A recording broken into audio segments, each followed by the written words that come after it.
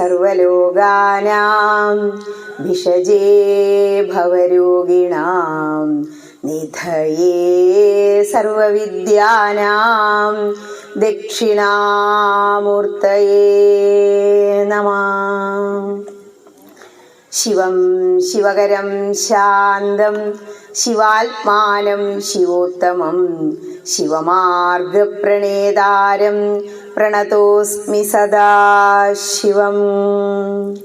ഭൂതനാഥ സദാനന്ദ സർവഭൂതദയാപരാ രക്ഷ രക്ഷ മഹാബാഹോ ശാസ്ത്രേ തുഭ്യം നമോ നമഃ.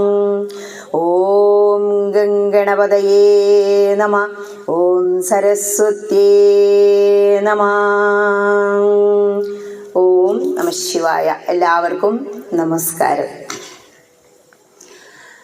ഒരു ഭക്തി പ്രഭാഷണം കഴിഞ്ഞ വർഷം വിളിച്ചു ടീച്ചറെ ഒരു പ്രഭാഷണം, പക്ഷേ അന്നത് സാധിച്ചില്ല. ഭഗവാൻ ഓരോ കാര്യങ്ങൾക്കും ഓരോ സമയം തീരുമാനിച്ചിട്ടുണ്ട്. ശോഭ ടീച്ചർക്ക് ഈ സ്റ്റേജ് എഴുതിയിരിക്കുന്നത് 2026. ഒരുപാട് സംസ്കൃതി ഉള്ളവരാണ് നമ്മൾ, പൈതൃകം ഉള്ളവരാണ് നമ്മൾ. പക്ഷേ ആ പൈതൃകത്തെ വേണ്ട പോലെ അറിയാനും ആചരിക്കാനും ഹൈന്ദവൻ മാത്രമാണ് ശ്രമിക്കാത്തത്. ഇപ്പോൾ കുറച്ച് കാലങ്ങളായിട്ട് എന്നെ പോലെയൊക്കെയുള്ള കുട്ടി കുട്ടി പ്രഭാഷകർ നമ്മുടെ ഇടയിലൂടെ വന്നതുകൊണ്ടായിരിക്കാം വളരെ സുന്ദരമായിട്ട് പല ക്ഷേത്രങ്ങളിലും ആചാരങ്ങളും അനുഷ്ഠാനങ്ങളും ആഘോഷങ്ങളും കൊണ്ടാടുന്നുണ്ട്.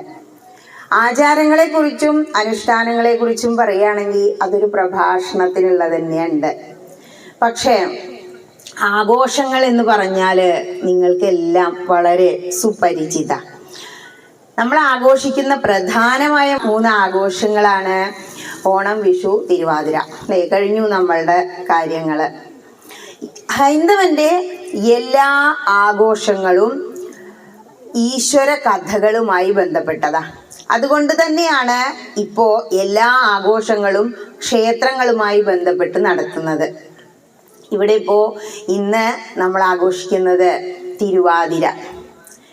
2 തരം തിരുവാതിര, ഒന്ന് പൂ തിരുവാതിര, മറ്റൊന്ന് പുത്തൻ തിരുവാതിര. എല്ലാവരും പറയും നാളെ തിരുവാതിര കേട്ടോ, അമ്പലത്തേക്ക് വരണേ, ഒരു തിരുവാതിരക്കളി ഉണ്ട്. അവിടെ കഴിഞ്ഞു നമ്മുടെ തിരുവാതിരയെ കുറിച്ചിട്ടുള്ള അറിവ്. പൂ തിരുവാതിര എന്ന് പറയുമ്പോൾ ഒരു കുട്ടി ഋതുമതിയായിട്ട് ആദ്യത്തെ തിരുവാതിര, ആ കുട്ടിക്ക് പൂ തിരുവാതിര. പണ്ടൊക്കെ അത് ഗംഭീര ചടങ്ങായിരുന്നു. ഒരു സ്ത്രീയുടെ കല്യാണം കഴിഞ്ഞതിന് ശേഷം ആദ്യം ഉണ്ടാകുന്ന തിരുവാതിര പുത്തൻ തിരുവാതിര.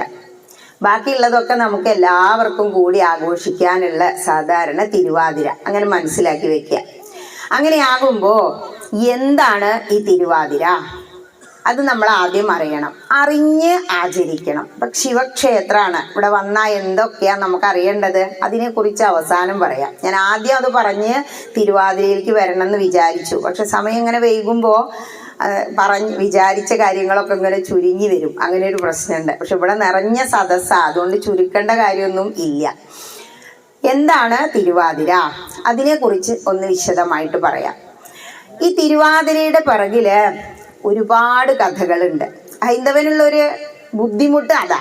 പക്ഷെ ഹൈന്ദവൻ സമ്പന്നനാ. ഹൈന്ദവൻ ഒരുപാട് ആഘോഷങ്ങളുണ്ട്, ആചാരങ്ങളുണ്ട്. അതിനെല്ലാം പിറകിൽ കുറേ കഥകളും ഉണ്ട്. ഈ തിരുവാതിരയ്ക്ക് പിന്നിലും ഒരു കഥ ഉണ്ട്.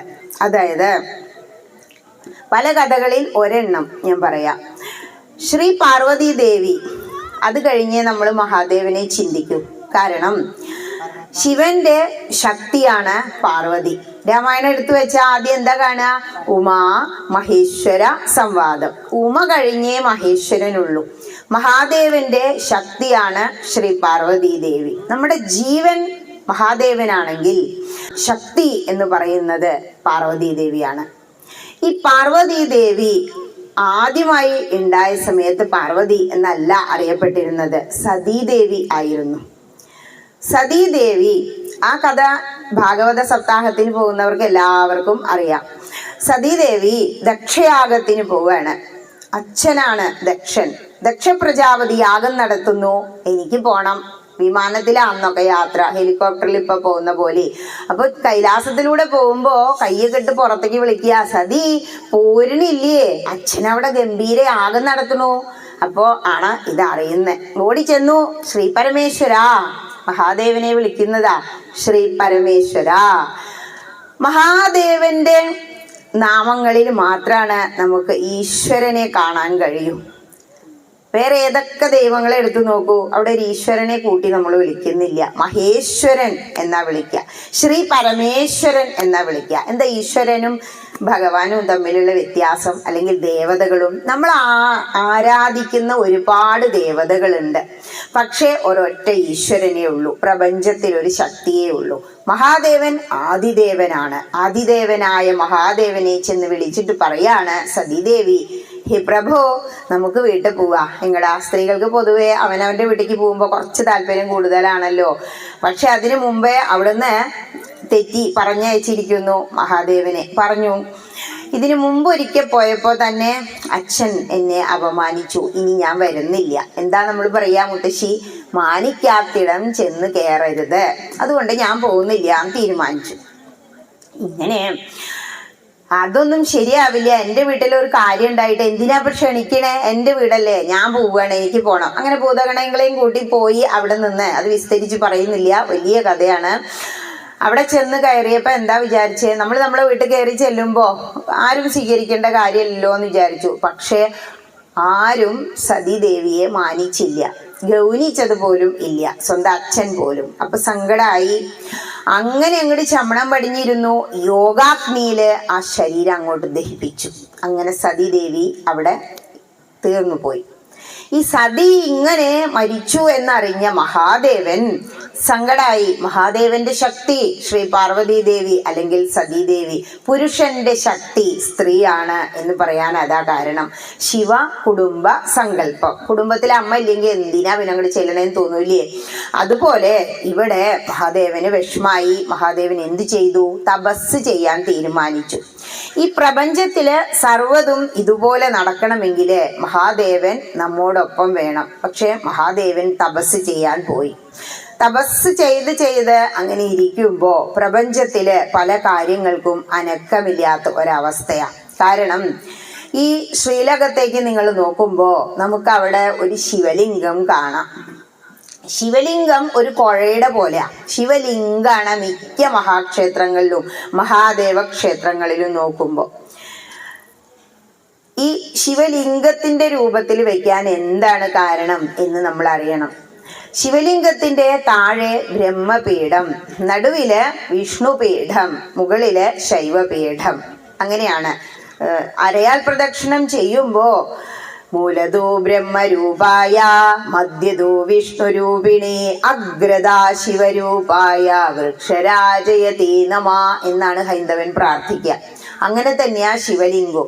ഈ ശിവലിംഗം എനർജി, ശക്തി നിറച്ചു വെച്ചിരിക്കുന്ന ഒരു അണ്ഡം ആണ്, ബ്രഹ്മാണ്ഡം തന്നെയാണ്. ഈ മഹാദേവന് പ്രപഞ്ചത്തിൽ നിലനിൽപ്പില്ലേ? പ്രപഞ്ചം ഇതുപോലെ നിലനിന്ന് പോവില്ല. കാരണം ഈ ശിവന്റെ ലിംഗം ആ പീഠത്തിലേക്ക് അങ്ങോട്ട് ഇറക്കി വെക്കും. എല്ലാ വിഗ്രഹങ്ങളും ഒരു പീഠത്തിൽ ഇറക്കി വെക്കും. പക്ഷെ ശിവന്റെ ലിംഗം ഇറക്കി വെക്കുന്ന പീഠത്തിന് പറയാ യോനി പീഠം എന്ന.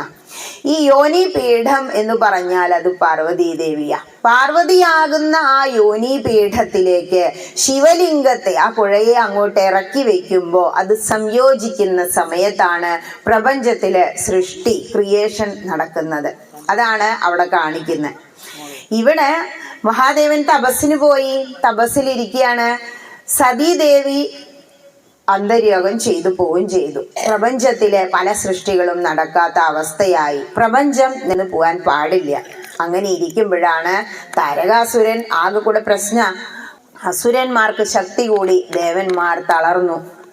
ആ സമയത്ത് താരകാസുരന് ഒരു വരം കിട്ടിയിട്ടുണ്ട്.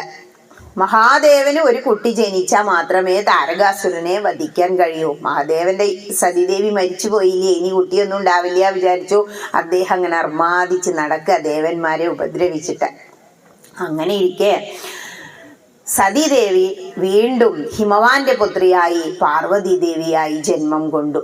പാർവതി ദേവിയോട് എല്ലാ മഹർഷീശ്വരന്മാരും അപേക്ഷിക്കുകയാണ്, മഹാദേവനെ തപസ്സിൽ നിന്നുണർത്തണം. ഇങ്ങനെ പാർവതിയും തപസ് ചെയ്തു മഹാദേവനെ വരനായി കിട്ടാൻ. എന്താ അപർണ, നമ്മളൊക്കെ പേരൊക്കെ ഇടും കുട്ടികൾക്കില്ലേ, അർത്ഥമൊന്നും നമുക്കറിയില്ല. അപർണ എന്ന് പറഞ്ഞാൽ ഇല പോലും ഭക്ഷിക്കാത്തവൾ. അത്രയും പരിശുദ്ധമായി തപസ് ചെയ്ത് പാർവതി ദേവി മഹാദേവനെ തപസ്സിൽ നിന്ന് ഉണർത്താൻ നോക്കി. മഹാദേവൻ കണ്ണു തുറന്നില്ല. അങ്ങനെ കാമദേവന്റെ കൂട്ടുപിടിക്കുക. നല്ല വളർന്ന യുവതിയായിട്ടുണ്ട്. സ്ത്രീ എന്ന് പറഞ്ഞാൽ ശിവപുരാണം എടുത്ത് പറയുന്നുണ്ട് അതില് സ്ത്രീയുടെ കഴിവുകളെ കുറിച്ച്, സ്ത്രീക്ക് എത്രത്തോളം ഒരു പുരുഷനെ സ്വാധീനിക്കാൻ കഴിയും എന്നതിനെ കുറിച്ച്. അത് തുളസി എന്ന് പറയുന്ന തുളസിയുടെ കഥ വരുന്നുണ്ട് ശിവപുരാണത്തില്. അത് നാളെ മലപ്പുറത്ത് ത്രിപുരാന്തക ക്ഷേത്രത്തിൽ പറയും. ഇന്ന് ഇവിടെ തിരുവാതിര. സ്ത്രീയുടെ കഴിവുകളെ കുറിച്ച് അവിടെ പറയുന്നുണ്ട്. ഇവിടെ സ്ത്രീയുടെ കഴിവ് കാണിക്കണമെങ്കിൽ കാമദേവന്റെ കൂട്ട് വേണം എന്ന് മനസ്സിലാക്കിയ ശ്രീ പാർവതി ദേവി കാമദേവനെ കൂട്ടുപിടിച്ച് അങ്ങോട്ട് ചെല്ലുക. എന്നിട്ട് എന്താ ചെയ്തതെന്നറിയോ? കാമനെ ഉപയോഗിച്ച് അവിടെ നൃത്തം വെച്ച് ഉണർത്താം, തപസ്സുണർത്താം എന്ന് വിചാരിക്കുക. പക്ഷേ മഹാദേവന് തപസ്സില് ഭംഗം വന്നു.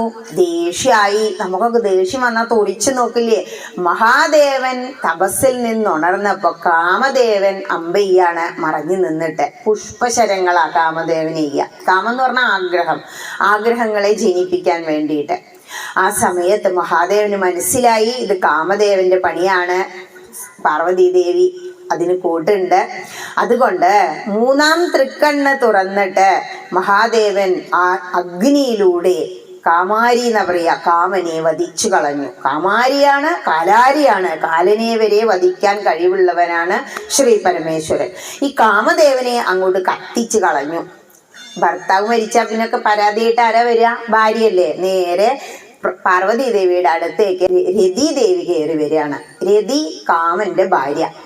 ഈ കാമദേവനില്ല, എന്റെ ഭർത്താവ് മരിച്ചത് കൊണ്ട് എനിക്ക് ഇനി ഒരു സമാധാനവും ഉണ്ടാവില്ല ശ്രീ പാർവതി ദേവി എന്ന് പറഞ്ഞു.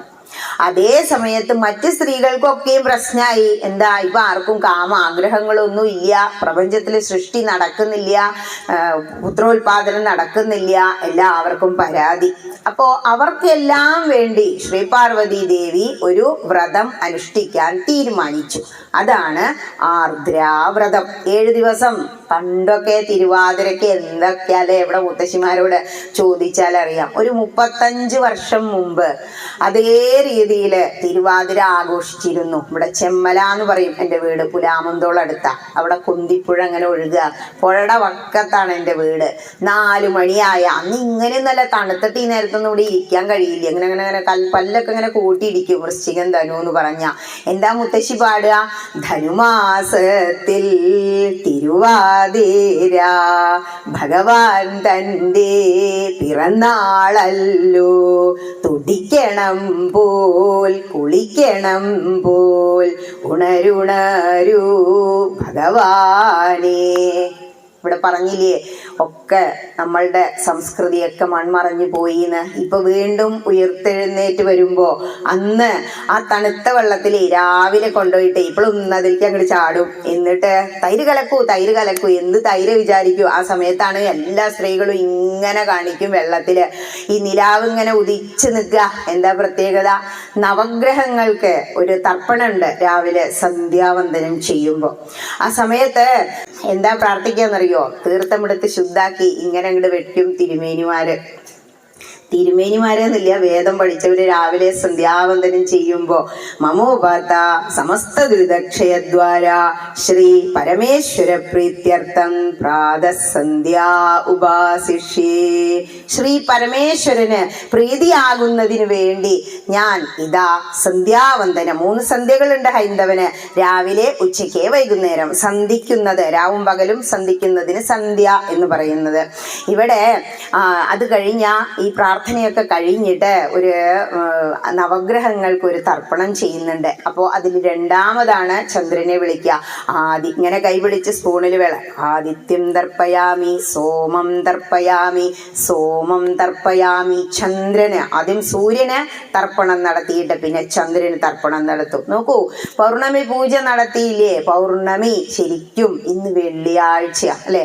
വെള്ളിയാഴ്ച ദിവസം ദേവീക്ഷേത്രങ്ങളിൽ ഏതായാലും നമുക്ക് മകീരിയല്ലേ ഇന്ന്? മകീരി ഇപ്പോൾ കഴിഞ്ഞു തുടങ്ങിയിട്ടുണ്ടാവും അല്ലേ? 8:20 8:25 വരെയുള്ളൂ മകീര്യം മക്കൾക്ക്. മകീര്യം നോറ്റ് ഈ പൂർണ്ണചന്ദ്രൻ പൗർണമി പ്രത്യേകിച്ച് വെള്ളിയാഴ്ച ദിവസം നിങ്ങൾ നെയ്ദീപം സമർപ്പിച്ചാൽ നേത്രരോഗങ്ങൾക്ക് ഏറ്റവും നല്ലത് എന്നാ. ശരിക്കും നമ്മൾ നിലവിളക്കിൽ കത്തിക്കുമ്പോൾ നെയ്യ് ഭദ്രദീപം ആയിട്ടാ കത്തിക്കുക. 5 തിരികളാ ഭദ്രദീപം. ഈ 5 എന്താണെന്നറിയാം? എങ്ങനെയാ നമ്മള് ശിവനെ പ്രാർത്ഥിക്കേണ്ടത്? അവിടെ പോയി എന്താ ധ്യാനിക്കുക? സ്വയംഭു ആവുന്നു കണാലിയ ടീച്ചറെ എന്ന് പറയൂ. ധ്യേയ പഞ്ചമുഖോ രുദ്ര എന്ന 5 മുഖങ്ങളും 5 തലകളും 5 ഭൂഷണങ്ങളും ഉള്ള മഹാദേവനെ വേണം നമ്മൾ പ്രാർത്ഥിക്കാൻ. ഈ 5 തിരി മഹാദേവന്റെ 5 മുഖങ്ങളാ ഭദ്രദീപത്തില്. അതുകൊണ്ട് ചന്ദ്രൻ അങ്ങനെ ഉദിച്ച് ആ നിലാവുള്ളപ്പോ ആ ഇരുട്ടത്ത് നിറയെ ഇങ്ങനെ നിലാവ് വീണ് കിടക്കും മണൽപ്പരപ്പിലും വെള്ളത്തിലും. ഈ വെള്ളം ഇങ്ങനെ തൈര് കലക്കുമ്പോ ഒരു വെള്ളി കളറിൽ, അതുകൊണ്ടാ തൈര് കലക്കുക പറയാ. അപ്പൊ അമ്മ പാടി തരും, കിളിയേ കേളിയേ കിളിക്കിടാവേ ഇങ്ങുന്നു വന്ന കിളിക്കിടാവേ. ഇങ്ങനെ ശ്രീ പരമേശ്വരന്റെ പാർവതീദേവിയെ കുറിച്ച് അവിടെ പാടുന്ന കീർത്തനങ്ങളാണ് പാടി സ്തുതിക്കുക. ആരാ ചെയ്തത്? ശ്രീ പാർവതി ദേവി 7 ദിവസത്തെ നോമ്പെടുക്കുക. എന്തിനു വേണ്ടിയിട്ടാ? കാമനെ ജീവിപ്പിക്കണം. മാത്രമല്ല മഹാദേവൻ തപസ്സിൽ നിന്ന് ഉണർന്ന് എന്നീ കല്യാണം കഴിക്കണം. എല്ലാവരും എന്താ പറയാ? തിരുവാതിര സ്ത്രീകൾക്കുള്ളതാട്ടോ, ആണുങ്ങൾ നോൽക്കണ്ട. അതാ കാരണം. സ്ത്രീകളുടെ സ്വന്തം നോമ്പാണ് എന്ത്? തിരുവാതിര. ആർക്ക് വേണ്ടിയാണ് സ്ത്രീകൾ ഇത് നോൽക്കുന്നത്? സ്വന്തം ഭർത്താവിന് വേണ്ടി, മക്കൾക്ക് വേണ്ടി, സഹോദരങ്ങൾക്ക് വേണ്ടി, അച്ഛനമ്മമാർക്ക് വേണ്ടി. ഓരോ ദിവസത്തെ നോമ്പിനും ഓരോ പ്രത്യേകത ഉണ്ട്. ഇന്ന് മകീര്യം മക്കൾക്ക് വേണ്ടിയാ, നാളെ ഭർത്താവിന് വേണ്ടിയാ. ഇങ്ങനെ ശ്രീ പാർവതി ദേവി 7 ദിവസം തിരുവാതിര നോമ്പ് ആർദ്രാവ്രതം എടുത്തു. ഈ പാട്ട് ഇങ്ങനെ വന്നതുകൊണ്ടാ തോന്നുന്നു ധനുമാസത്തിൽ തിരുവാതിര ഭഗവാൻ തന്റെ പിറന്നാളല്ലോ. പക്ഷെ ഒരു ശിവക്ഷേത്രങ്ങളിലും നമുക്ക് ഒരു പ്രതിഷ്ഠാ ദിനം നടത്തുന്നത് കാണാൻ കഴിയില്ല. കാരണം എന്താണോ? മഹാദേവൻ ആദിദേവനാണ്. ആദിദേവനായ മഹാദേവൻ സൃഷ്ടി നടത്തുന്നതിന് മുമ്പേ ഈ പ്രപഞ്ചത്തിൽ ഉണ്ടായിരുന്നു എന്നാ. തന്ത്രശാസ്ത്ര വിധി പ്രകാരം മഹാദേവന്റെ സ്ഥാനം ഏറ്റവും മുകളിലാണ്. അതുകൊണ്ടാണ് മഹാദേവന് 3/4 പ്രദക്ഷിണം അത്രയല്ലേ വെക്കാറുള്ളൂ. എന്തേ? ഒരു പ്രദക്ഷിണം ചെയ്യുമ്പോൾ നമ്മളുടെ പിറകില് കുണ്ടലിനി ശക്തിയുണ്ട്. 6 ആധാര ചക്രങ്ങളാ നമ്മുടെ നട്ടെല്ലിന്റെ കശേരുക്കൾക്ക് യോഗയൊക്കെ പഠിച്ചവർക്കറിയാം. ഈ കുണ്ടലിനി ശക്തി അവിടുന്നാണ് നമ്മൾ ഓ എന്ന് പറയുമ്പോൾ ജീവൻ ഉയർന്നു വരിക.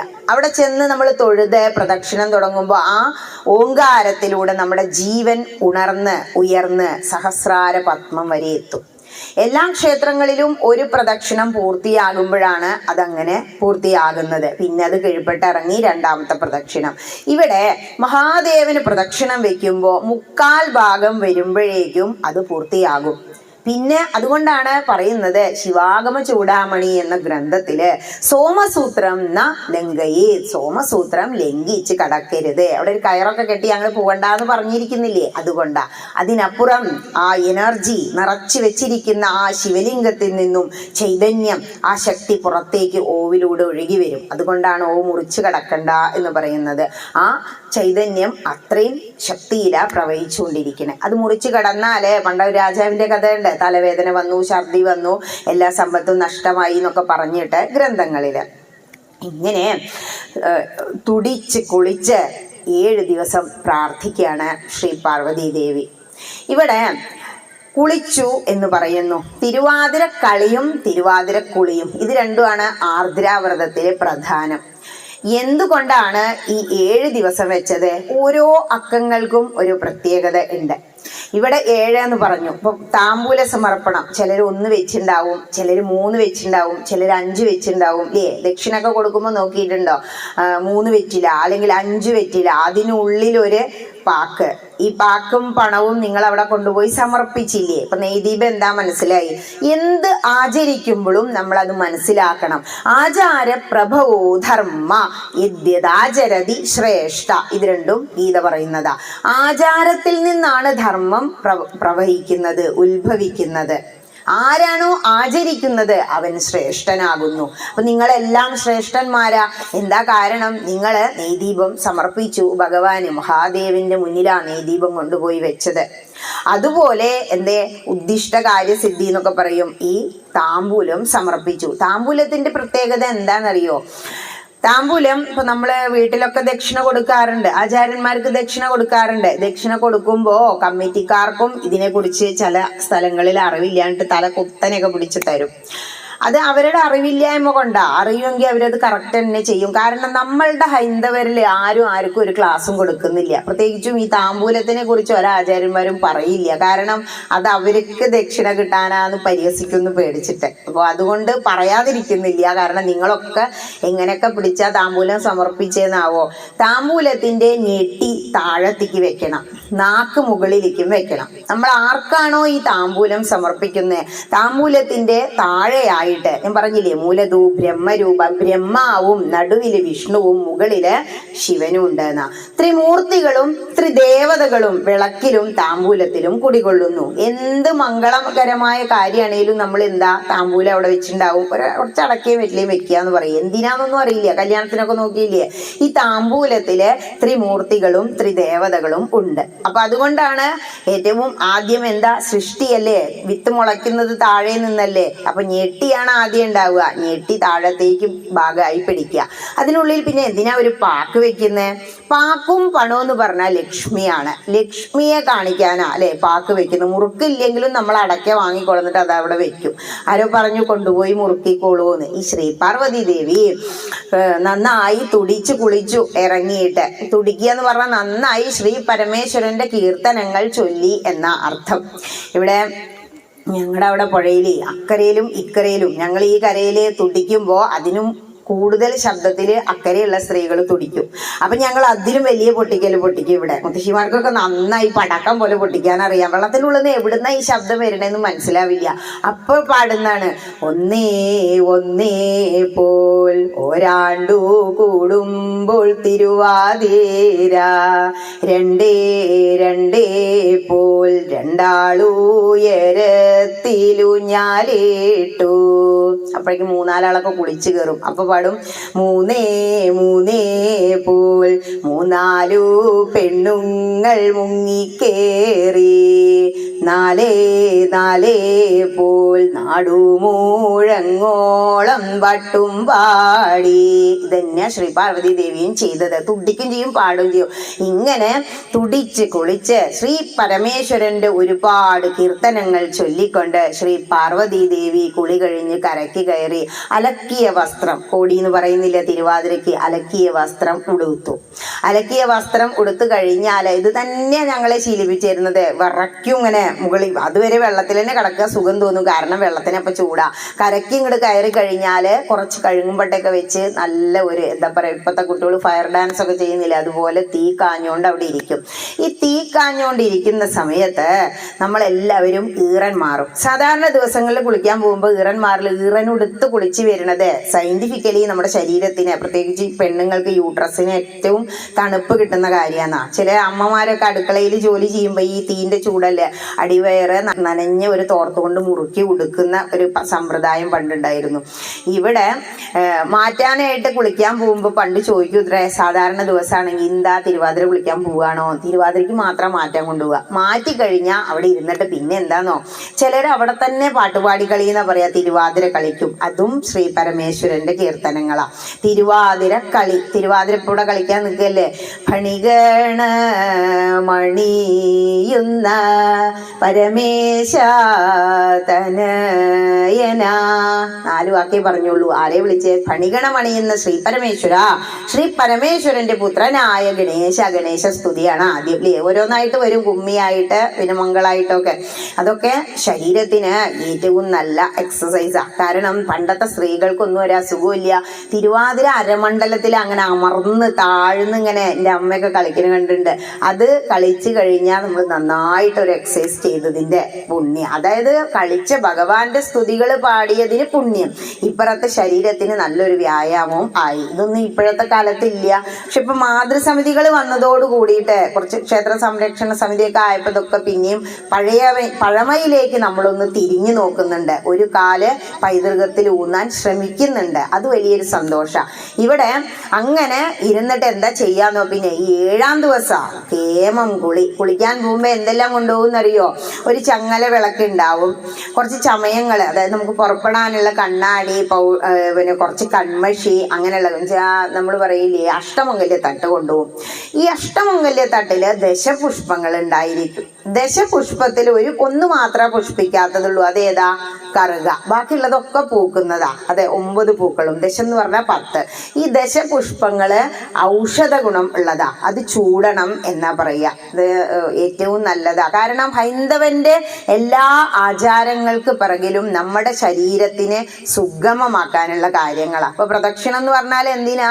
നമുക്ക് ഡോക്ടർ എന്താ പറയാ, ഒരു 20 മിനിറ്റ് അങ്ങോട്ട് നടന്നോളൂ കേട്ടോ. എത്രയായാലും അകത്ത് കയറി ആരും പിന്നെ വണ്ടിയുമ്പോൾ പോവില്ലല്ലോ. അപ്പൊ പ്രദക്ഷിണം ചെയ്യുമ്പോൾ നടന്നോളും. അത് നടക്കാൻ വേണ്ടിയിട്ടാ. പ്രദക്ഷിണം കഴിഞ്ഞാണ്ട് ഒരു നമസ്കാരമല്ലേ, അതിനൊക്കെ ഒരുപാട് തത്വങ്ങളുണ്ട്. ആ സഷ്ടാംഗം അല്ലെങ്കിൽ പഞ്ചാംഗ നമസ്കാരം ചെയ്യുമ്പോൾ നമ്മളെ ഓരോ അവയവങ്ങളും, നമ്മൾ സൂര്യ നമസ്കാരമൊക്കെ ചെയ്യുന്ന കണ്ടില്ലേ?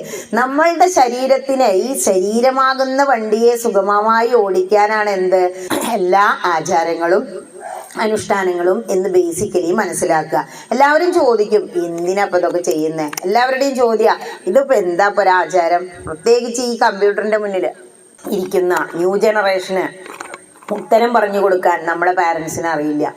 ഇനി അത് കഴിഞ്ഞാൽ ഈ ചങ്ങലവിളക്കൊക്കെ ആയിട്ട് കുളിക്കാൻ പോയി എന്ന് പറഞ്ഞേ, അഷ്ടമംഗല്യ തട്ടിൽ എന്തുണ്ട്? അഷ്ടമംഗല്യം എല്ലാ കാര്യങ്ങളും സിന്ദൂര ചെപ്പ് എല്ലാം ഉണ്ടായിരിക്കും. അന്ന് മഞ്ഞളാടി കുളിക്കണം എന്നാ. സ്ത്രീകള് മഞ്ഞളാടി കുളിക്കുക എപ്പോഴാ? മാസത്തിലൊരു കുളി ഉണ്ട്, അമ്മ കുളിപ്പിക്കൂലേ? അത് എന്തിനു വേണ്ടിയിട്ടാണ് ഈ മഞ്ഞളാടി കുളിക്കണേ? മഞ്ഞളിന് ഒരുപാട് ഔഷധ ഗുണങ്ങളുണ്ട്. എല്ലാ അണുക്കളെയും അണുബാധയെയും നീക്കാനുള്ള ഒരു കഴിവ് മഞ്ഞളിനുണ്ട്. ഇപ്പൊ ഒരു വേട്ടാളനെ കുത്തിയാൽ എന്താ അമ്മ പറയാ? ഒരു മഞ്ഞൾ കഷ്ണം എടുത്തോണ്ട് ഒരച്ചോലി ആരും ഇങ്ങോട്ട് പുറത്തേക്ക് വരും. അത്രയും ഔഷധ ഗുണമുണ്ട്. അതൊരു മരുന്നാ. ശരിക്കും ആയുർവേദത്തിലെ ഒരു നല്ല മരുന്നാണ് ഈ മഞ്ഞള്. മഞ്ഞളാടി കുളിച്ച് അത്രയും വൃത്തിയും ശുദ്ധിയുമായിട്ടാണ് നമ്മൾ കരയ്ക്ക് കയറുക. എന്താ ചോദിക്കാന്നോ? മഞ്ഞളും ചന്ദനും ചേർത്തിട്ട് ആ തിരുവാതിരയുടെ അന്ന് നാളെ രാവിലെ കുളിക്കുമ്പോൾ തൊടുക. മുത്തശ്ശി അന്ന് മഞ്ഞളിനെ പേര് വിളിക്കില്ല, ചുമന്നത് തൊട്ടുവോ എന്നാ ചോദിക്കുക. ഇത് അരച്ചിങ്ങോട്ട് തൊടുമ്പോഴേക്ക് ചുമന്നുണ്ടാവേ. ചിലപ്പോൾ സോപ്പിന്റെ ഇത്തിരിയൊക്കെ ഉണ്ടാവും അവിടെ, അതുകൊണ്ടായിരിക്കും അങ്ങനെ ചോദിക്കുന്നത്. ഈ കുറിയൊക്കെ തൊട്ട് കണ്ണൊക്കെ എഴുതി ദശപുഷ്പമൊക്കെ ചൂടി അങ്ങനെ നമ്മൾ എന്ത് ചെയ്യും? അവിടെ കുറച്ച് നേരെ ഇരുന്ന് സൊറയൊക്കെ പറഞ്ഞ് ആ കൂട്ടായ്മയുടെ ഒരു സുഖം. ഇവിടെ ശ്രീപാർവതി ദേവി 7 ദിവസം ഇതുപോലെ കുളിച്ച് 7-ാം ദിവസം ശ്രീ പരമേശ്വരന് മുന്നിൽ പോയിട്ട് ഈ ദശപുഷ്പമൊക്കെ ചൂടി പ്രാർത്ഥിക്കുക.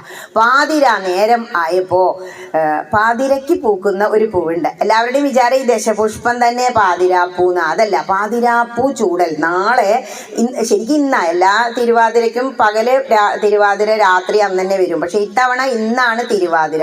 അപ്പൊ ഇന്ന് രാത്രിയില് ഞങ്ങളുടെ തിരുവേപ്പുറ അമ്പലത്തിലൊക്കെ പാതിരാപ്പൂ ചൂടൽ ആർദ്ര ദർശനമൊക്കെ ഉണ്ട്. നട്ടപ്പാതിരയ്ക്ക് അവിടെ പണ്ടൊക്കെ ഈ നമ്പൂരാർക്ക് മാത്രമേ ഉള്ളൂ തുറന്നു കൊടുത്തിരുന്നു. ഇപ്പൊ എല്ലാവർക്കും ഉണ്ട് തോന്നുന്നു. നമ്മൾ ചെന്നവർക്ക് അടയ്ക്കാൻ വയ്യല്ലോ, അതുകൊണ്ടായിരിക്കാം. ആ ഒരു ഇത് കാണിച്ചതുകൊണ്ടൊക്കെ ആയിരിക്കാം ഹൈന്ദവര് ഇത്രയും തകർന്നു പോയതെന്ന് എനിക്ക് പലപ്പോഴും തോന്നാറുണ്ട്.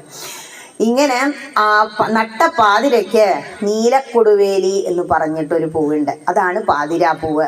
അത് നട്ടപ്പാതിരയ്ക്ക് അങ്ങോട്ട് വിടർന്ന് വിലസി പൂത്ത് നിൽക്കുക. ആ സമയത്ത് പൂക്കുന്ന നീലക്കൊടുവേലി എടുത്ത് പറിച്ച് ശ്രീ പാർവതി ദേവി പരമേശ്വരന് അർച്ചന നടത്തി ആരാധിച്ചപ്പോ മഹാദേവൻ കണ്ണു തുറന്നു.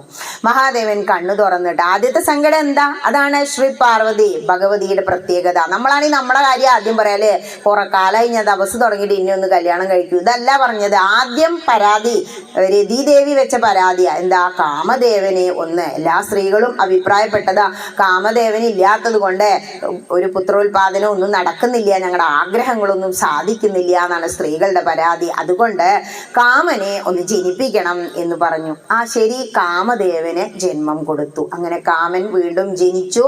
എല്ലാ സ്ത്രീകൾക്കും സന്തോഷമായി. പാർവതീദേവി അർച്ചനകളും ഇതുമായിട്ട് 7 ദിവസം കഴിഞ്ഞുല്ലോ. ശ്രീ പരമേശ്വരനോട് പറയാ, ഹേ മഹാദേവ, ഞാൻ എത്ര ദിവസമായി, എത്ര കാലങ്ങളായി അങ്ങയെ എൻ്റെ ഭർത്താവായി കിട്ടാൻ വേണ്ടി പ്രാർത്ഥിക്കുന്നു. അതുകൊണ്ടാണ് ഭർത്താവിന് വേണ്ടി തിരുവാതിര എന്ന് പറയുന്നത്. എൻ്റെ ഈ ആർദ്രാവ്രതം സ്വീകരിച്ച് ആ സതീദേവി തന്നെയാണ് ഞാൻ. അതുകൊണ്ട് സതിയെക്കുറിച്ച് ഓർത്ത് വിഷമിക്കേണ്ട, എന്നെ പരിണയിക്കൂ എന്ന് ഒരു ആപ്ലിക്കേഷൻ അവിടെ വെച്ചു. അപ്പൊ ശ്രീ മഹാദേവൻ ശരി എന്ന് പറഞ്ഞ് പാർവതീദേവിയെ കല്യാണം കഴിച്ചു. നിങ്ങൾ നോട്ടീസിൽ എഴുതി വെച്ചിരുന്നല്ലോ, ശ്രീ പാർവതീദേവിയെ കല്യാണം കഴിച്ചത് തിരുവാതിര നാളിലാണ് എന്ന്. അങ്ങനെ ഒരു കഥ. കല്യാണം കഴിഞ്ഞു. എപ്പോഴാ കഴിഞ്ഞ്? രാത്രിയാ. രാത്രി എന്തിനാ നമ്മൾ ഉറക്കൊഴിക്കുന്നത് തിരുവാതിരയ്ക്ക്? അതിന് വേണ്ടിയിട്ടാണല്ലോ ഇപ്പൊ രാത്രി തിരുവാതിര ഇന്നാ പറഞ്ഞിട്ട് ഉറക്കൊഴിക്കാൻ പരിപാടികൾ ഉണ്ടാക്കുന്നത്. ഈ ഉറക്കമൊഴിക്കുന്നതിന്റെ പിന്നില് കുറെ തത്വങ്ങളുണ്ട്. അതിനു മുമ്പ് ശ്രീ പാർവതീദേവി എങ്ങനെ ഉറക്കമൊഴിച്ചു എന്നുള്ളതാ. ശ്രീ പാർവതീദേവിക്ക് പിന്നെ ഉറക്കം വരുമോ? കാരണം മനസ്സിലെ ഏറ്റവും വലിയ ആഗ്രഹമാണ് ശ്രീ പരമേശ്വരനെ ഭർത്താവായി കിട്ടുക. നമ്മുടെ കുട്ടികളൊക്കെ ഇപ്പൊ അങ്ങനത്തെ ഒരു ലോകത്തല്ലേ. ഒരു ദിവസം സുപ്രഭാതത്തിലെ പറയാ, ഇന്നാളെ ഇന്ന മകനേക്ക് ഇഷ്ടാട്ടോന്ന്. ചിലർ തകർന്നു പോവും. പക്ഷെ ഇപ്പൊ ജാതി മതം ഒന്നും നോക്കാതെ എല്ലാവരെയും കല്യാണം കഴിപ്പിച്ചു കൊടുക്കുന്ന വർണ്ണസങ്കരം ഉണ്ടാവുന്ന കലികാലത്തിൽ എന്ന് ഗീതയിൽ പണ്ടേ പറഞ്ഞിട്ടുണ്ട്. അതന്നെ സംഭവിക്കുന്നു. നമ്മൾ ഈ കൊണ്ടാടുന്ന വർണ്ണമൊന്നല്ല കേട്ടോ. ബ്രാഹ്മണ, ക്ഷത്രിയ, വൈശ്യ, ശൂദ്ര, ഇത്രയേ ഉള്ളൂ ഗീതയിൽ പറയുന്നത്. നമ്മളിപ്പോ പറയുന്ന ഒരു ജാതി മതത്തിനെ കുറിച്ച് ഒരു ഗ്രന്ഥത്തിലും പറയുന്നില്ല. അതൊക്കെ ഈയിടെ കുറച്ചു കാലങ്ങൾക്ക് മുമ്പ് നമ്മുടെ സമൂഹത്തിലുള്ളവർ ഉണ്ടാക്കി വെച്ചതാ. ഏതായാലും ഇഷ്ടപ്പെട്ട പുരുഷനെ കിട്ടിക്കഴിഞ്ഞപ്പോ പാർവതീദേവിക്ക് ഉറക്കം വന്നില്ല. എന്തുകൊണ്ടാ? ആനന്ദം, നമുക്ക് സന്തോഷം ഇങ്ങനെ നിറഞ്ഞു കവിഞ്ഞാൽ നമുക്ക് ഉറക്കം വരില്ല. കുട്ടിയോട് ടൂറ് പോകണം, നാളെ 3:30 മണിക്കാണ് എഴുന്നേൽക്കണ്ടേ പറഞ്ഞു നോക്കൂ. കുട്ടി അന്ന് ഉറങ്ങുകയില്ല. വേണ്ട, മുത്തശ്ശനോട് പറഞ്ഞാൽ മതി. വൃന്ദാവനം കാണണമെന്ന് കുറെ കാലമായില്ലേ പറയണു. നാളെ കേട്ടോ 3:30 മണിക്ക് വണ്ടി വരും. മുത്തശ്ശൻ പിന്നെ അന്ന് ഉറങ്ങുകയില്ല. നമ്മളും അങ്ങനെ തന്നെ. ആ ഒരു സന്തോഷം, ആനന്ദം നിറഞ്ഞു കഴിഞ്ഞാൽ നമുക്ക് ഉറങ്ങാൻ കഴിയില്ല. പിന്നെ ഉറക്കം ഒഴിക്കേണ്ട കാര്യമില്ലല്ലോ. അപ്പൊ പിന്നെ എന്താണ് ഉറക്കം?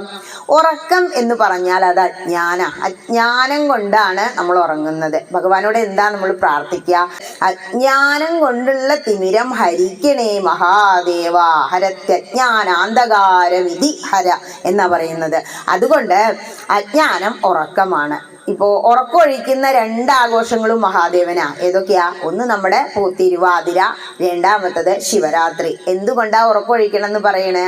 ഉറക്കം ഒഴിക്കുമ്പോ അതിന്റെ തത്വം എന്ന് പറഞ്ഞാല് രാത്രിയിൽ നമ്മൾ ജാഗ്രതയോടുകൂടി ഇരിക്കും. മറ്റൊന്ന്, രാത്രി സമയത്ത് എന്താ പുറത്തേക്ക് നോക്കിയാലും ഒക്കെ ഒരുപോലെ ഏകത്വം കാണാം. പകല് നോക്കൂ, പുറത്തേക്ക് നോക്കിയാൽ പലതും പലതായിട്ടാ കാണുന്നത്, നാനാത്വം കാണാം. ഈ എല്ലാം ഒന്നിലേക്ക് വരുന്ന ആ ഒരു മനസ്സോടെ ഏകാഗ്രതയോടുകൂടി ഈശ്വരനാമ സങ്കീർത്തനം നടത്തിയാൽ പുണ്യം കൂടുതലാ. അതുകൊണ്ടാ രാത്രി ഉറക്കൊഴിക്കണം എന്ന് പറഞ്ഞത്. പാലാഴി മദനം കഴിഞ്ഞ് അതുകൊണ്ടാന്നും പറയുന്നുണ്ട്. അന്നും രാത്രി അവർ ഉറക്കൊഴിച്ചൂലേ, അതുകൊണ്ട് അത് ശിവരാത്രി എന്ന് പറഞ്ഞ് നമ്മൾ ആഘോഷിക്കുന്നു. ഇവിടെ ശ്രീ പാർവതി ദേവിക്ക് സന്തോഷം കൊണ്ട് അന്ന് ഉറക്കമൊന്നും വന്നില്ല. ഉറക്കം വന്നില്ല എന്ന് മാത്രമല്ല, പിന്നെ വെറുതെ ഇരിക്കാൻ പറ്റുമോ? ഇല്ല. ശരിക്ക് ഇത്രയും ദിവസം എന്താ ചെയ്ത്?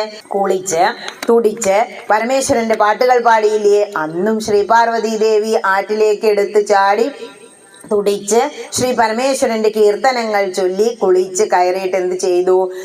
അലക്കിയ വസ്ത്രം ഉടുത്തു. കൺമഷിയൊക്കെ എപ്പോഴാ എഴുതുക? അത്രയും സന്തോഷം വരുമ്പോഴല്ലേ കണ്ണെഴുതി, സിന്ദൂരം പൊട്ടിച്ചു തൊട്ടു. മുടി, കേശാലങ്കാരം എന്തൊക്കെ ചെയ്തിട്ട് മതിയാവില്ല അത്രേ.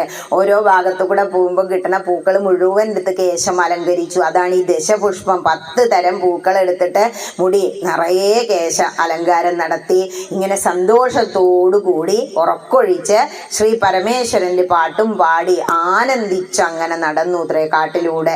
ആ രാത്രിയാണ് തിരുവാതിര ഉറക്കൊഴിക്കണം എന്ന് പറയുന്ന ആർദ്ര വ്രതം എന്നറിയപ്പെടുന്നത്. ഇപ്പൊ തിരുവാതിര വ്രതം എന്താന്ന് മനസ്സിലായോ? ഇത്രയും കാലം ഇത് ആഘോഷിച്ചു ടീച്ചറെ, ഇതൊന്നും അറിയില്ലായിരുന്നു എന്ന് ചില സ്റ്റേജിൽ നിന്ന് ഇറങ്ങി വരുമ്പോൾ അവർ പറയും. അതിനാണ് ഇങ്ങനത്തെ സത്സംഗങ്ങൾ, ഭക്തി പ്രഭാഷണങ്ങൾ വെക്കുന്നത്. പ്രഭാഷണം എന്ന് പറഞ്ഞാൽ എന്താ? പ്രഭ ചൊരിയുന്ന ഭാഷണം. അതായത് മനസ്സിലെ സംഘർഷങ്ങളെ നീക്കാൻ പ്രഭാഷണത്തിന് കഴിയും. 2-3 സ്ത്രീകൾ പറഞ്ഞു, ടീച്ചറെ ഞങ്ങൾ ഈ പ്രഭാഷണം കേൾക്കാനായിട്ട് വന്നതാട്ടോ ടീച്ചറെ. ഗ്രൂപ്പിൽ 300 ആളുള്ള ഒരു ഗ്രൂപ്പ് ഉണ്ട് എനിക്ക്, സത്സംഗം എന്ന് പറഞ്ഞിട്ട് വാട്സപ്പ് ഗ്രൂപ്പാ. യൂട്യൂബ് ചാനൽ തുടങ്ങിയപ്പോൾ മുത്തശ്ശിമാർക്ക് ഈ എഴുതാൻ അറിയില്ലല്ലോ, ഒരു വോയിസ് ഇടാനേ അറിയുള്ളൂ, അതിന് വേണ്ടി ഒരു ലിങ്ക് കൊടുത്തുണ്ടാക്കിയ ഗ്രൂപ്പാ. ഇപ്പൊ ആ 300ഓളം പേരുള്ള ഗ്രൂപ്പിലൂടെ ഒരുപാട് പെയിൻ ആൻഡ് പാലിയേറ്റീവ് വർക്കുകൾ നടക്കുന്നുണ്ട്. പലരും സമീപിക്കുമ്പോൾ ഞാനത് അന്വേഷിക്കും, അത് സത്യമാണോ ശരിയാണോ, എന്നിട്ട് അവർക്ക് വേണ്ടി കാരണം ഈ സമൂഹത്തിലെ ഉന്നത സ്ഥാനത്തിരിക്കുന്നവരും മുതല് സാധാരണ പണിക്ക് പോകുന്നവർ വരെ ആ ഗ്രൂപ്പിലുണ്ട്. അവരെല്ലാവരും ഈ പ്രഭാഷണങ്ങൾ കേട്ട് എന്തെല്ലാം സഹായങ്ങൾ ആർക്കെല്ലാം ചെയ്യാൻ പറഞ്ഞാലും റെഡി. അവരുടെ സാമ്പത്തികത്തിനനുസരിച്ച് അവർ സഹായിക്കും. അങ്ങനെ ഒരുപാട് കാര്യങ്ങൾ ഭക്തിയിലൂടെ തന്നെ നടത്താൻ നമുക്ക് സാധിക്കും. പിന്നെ ചാനലിലൂടെ ഇത് ഇനി നിങ്ങൾക്ക് ഇന്ന് വരാത്തവർക്ക് നാളെയും കേൾക്കാം. അങ്ങനെ ഒരു ഗുണം കൂടിയുണ്ട്. ചാനൽ ഉള്ളത് കൊണ്ട് ഇപ്പം അമേരിക്കയിലും ആഫ്രിക്കയിലും ഒക്കെ ഉള്ള മലയാളികൾ നമുക്ക് കമൻ്റ് അയച്ചുകൊണ്ടിരിക്കുക. കാരണം അവരിവിടെ ഇല്ലല്ലോ, അവിടെ ഇരുന്നിട്ടാണ് അവരെന്ത് കേൾക്കണേ, നമ്മുടെ ഭക്തി പ്രഭാഷണം കേൾക്കണത്. ഇത് വലിയൊരു സൗകര്യം തന്നെ അല്ലേ. പക്ഷെ ഇതിനൊക്കെ ദോഷങ്ങളും ഉണ്ട് കേട്ടോ. ഇവിടെ പറഞ്ഞില്ലേ കുട്ടികളുടെ ലോകപ്പം അത് തന്നെയാന്നുള്ളത്. അത് ശാസ്ത്രം രക്ഷകനോ ശിക്ഷകനോ എന്ന് ചോദിച്ചാൽ ഇപ്പൊ കത്തി കഷ്ണത്തിനരിയാം അല്ലെ, രക്ഷകൻ തന്നെയാ നല്ലതാ. പക്ഷെ വേറെ എന്തിനേലും ഉപയോഗിച്ചാൽ ശിക്ഷ തന്നെയല്ലേ, അത്ര ആലോചിച്ചാൽ മതി. എല്ലാത്തിനും ഉണ്ട് 2 വശം. Every coin has 2 side, head and tail. ഇനി അതുപോലെ നമ്മൾ മനസ്സിലാക്കേണ്ടുന്ന മറ്റൊരു കാര്യം, ഇപ്പൊ തിരുവാതിര എന്താന്ന് മനസ്സിലായി, തിരുവാതിര കുളിക്കുമ്പോൾ എന്തെല്ലാം ചെയ്യുന്നു മനസ്സിലായി, തിരുവാതിര കളി അമർന്ന് കളിക്കുന്നത് എന്തിനാ, വ്യായാമത്തിന് വേണ്ടിയിട്ടാ, കൂട്ടായ്മയ്ക്ക് വേണ്ടിയിട്ടാ, ഒരുമയ്ക്ക് വേണ്ടിയിട്ടാ. കാരണം ക്ഷേത്രങ്ങളിലാണ് സ്നേഹം, ഒരുമ, ഐക്യം, സേവനം എല്ലാം നമുക്ക് കാണാൻ കഴിയുക. പണ്ടൊക്കെ കുളക്കടവും പുഴയിലും ഉണ്ടായിരുന്നു, ഇപ്പൊ അതും ഇല്ല, ഒക്കെ മുറിക്കുളിയാണ് നമുക്ക്. അതുകൊണ്ട് ക്ഷേത്ര സങ്കേതങ്ങളിലെ ഒരുമ കാണൂ, അതിനു വേണ്ടിയാണ് ഈ കൂട്ടായ്മകൾ ഉണ്ടാക്കുന്നത്. ഇനി പാതിരാപ്പൂ, ഞാൻ പറഞ്ഞില്ലേ പാതിരയ്ക്ക് പൂക്കുന്നത്, പിന്നെ ദശപുഷ്പം, ഇത്രയും കാര്യങ്ങൾ മനസ്സിലാക്കിയ. അപ്പൊ ഇന്ന് വൈകുന്നേരം ഈ കാര്യങ്ങളൊക്കെ കഴിഞ്ഞില്ലേ, സന്ധ്യ ആകുമ്പോ ചാണകം മെഴുകുമല്ലോ. പണ്ടൊക്കെ തിരുവാതിരയോടനുബന്ധിച്ച് നമ്മൾ വീട്ടിലൊക്കെ ചാണകം മെഴുകൂലേ, മമ്പണി ചെയ്യാന്നാ പറയാ. ആ മമ്പണി ചെയ്ത സ്ഥലത്ത് ഇപ്പൊ ക്ഷേത്രത്തിലെ കൂട്ടായ്മ ക്ഷേത്രത്തില് ആ മൺപണി എന്ന് പറഞ്ഞാൽ നിങ്ങളിവിടെ ചാണകം തേച്ച് വെച്ചിട്ടുണ്ടല്ലോ. ഈ ചാണകം ഒരുപാട് ഔഷധ ഗുണമുള്ള സാധന. അതിനെക്കുറിച്ച് മഹാഭാരതത്തിൽ ഒരു കഥയുണ്ട്, ലക്ഷ്മി തന്നെയാ. അതുകൊണ്ടാണ് നമ്മൾ ചാണകം എല്ലായിടത്തും കൊണ്ടുപോയി ശുദ്ധാക്കുന്നത്. ലക്ഷ്മി ദേവി പശുവിന്റെ ആ ഭാഗത്താണ് അത്രേ വസിക്കുന്നത്. അതുകൊണ്ടാ. ഇനി അത് വലിയ കഥ, അങ്ങോട്ട് പറഞ്ഞു എന്നേയുള്ളൂ.